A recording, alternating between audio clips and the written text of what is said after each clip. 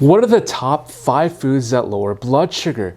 As you may know, certain foods can cause extreme blood sugar hikes and throw your blood sugar off, while others can help regulate your blood sugar and can even help lower it too. The good news is that there are certain foods that you can add to your daily diet starting today to give you a better grip on managing your blood sugar levels and moving forward. And of course, you got the most commonly recommended foods, which you've heard of time and time again, like your fatty fish, like salmon, and non-starchy vegetables like legumes. Those you already know. Instead, I wanted to turn our attention to the not so common foods, the foods you wouldn't think of that can help lower blood sugar. So let's get started. If you guys are new here, this channel is all about helping you make informed decisions as well as be in the know when it comes to your health and wellness. And I would love for y'all to gently tap on the like button down below. And if you really like the content, then consider subscribing. Also, if you guys are on Instagram, you can follow me there too. Now, without wasting any more time, let's get straight into it. Okra. It is considered a high value crop because it represents a source of nutrients that are important. You got your vitamins, potassium, calcium, dietary fiber, and unsaturated fatty acids such as linoleic acid and oleic acid. Now, interestingly to note is that in Turkey, okra seeds have already been used to help manage diabetes. The polysaccharides and the flavonoid antioxidants provide these blood sugar lowering effects. And the one polysaccharide in okra that steals the limelight is a rhamnogalacturonin. Let's take a quick look at it. The group in the okra study showed decreased blood glucose levels and glucose tolerance. And the flavonoids in okra that are responsible are the isoquercetrin and the quercetin 3-O gentabioside. Why exactly? Well, they were seen as glucosidase inhibitors, which are what medicines like acarbose and miglatol are. They're anti-diabetic medicines. These alpha-glucosidase inhibitors, to put it simple, they delay the absorption of carbohydrates from the small intestine, which does what?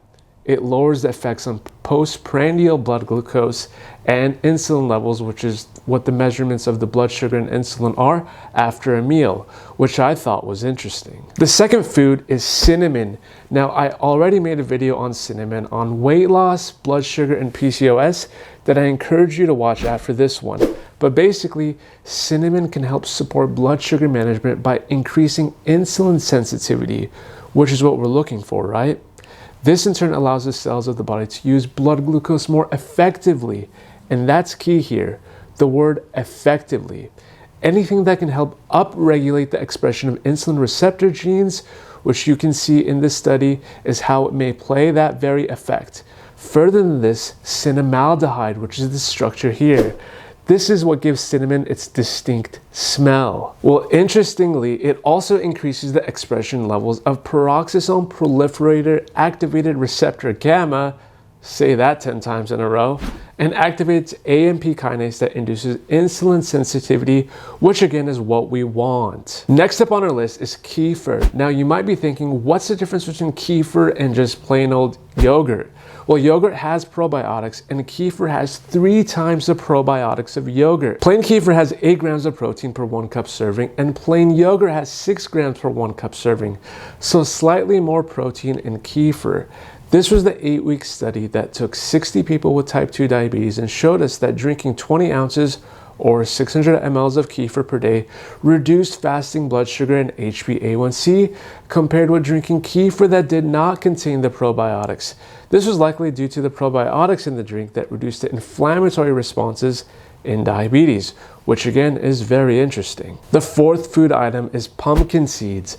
Pumpkin seeds are a good source of antioxidants, magnesium, zinc, and unsaturated fats. In fact, one study in healthy adults found that those who consumed meals containing about 2 ounces of pumpkin seeds had lower blood sugar levels after a high carb meal, and was concluded to be a potential as a hypoglycemic food.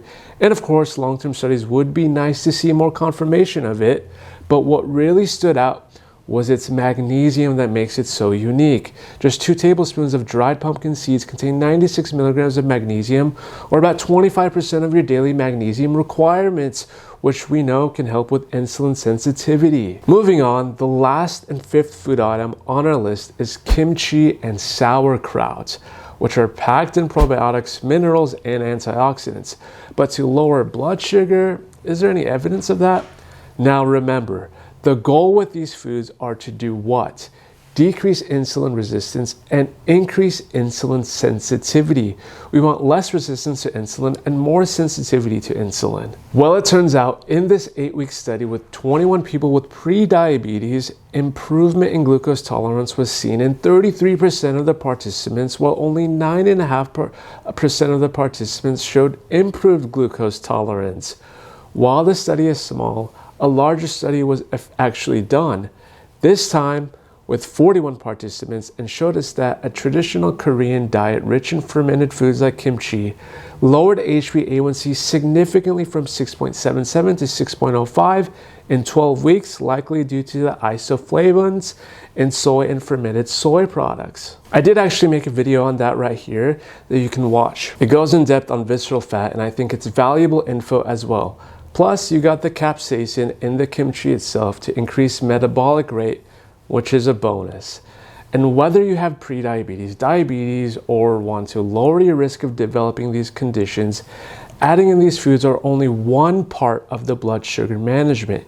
Keep in mind that your overall dietary intake is just as important. Are you getting enough fiber, protein, water? Are you avoiding processed foods and hidden trans fats? What are you eating when you aren't eating these foods? As well as other lifestyle factors like your activity level, body weight, cortisol levels, which are all super important when you come around full circle.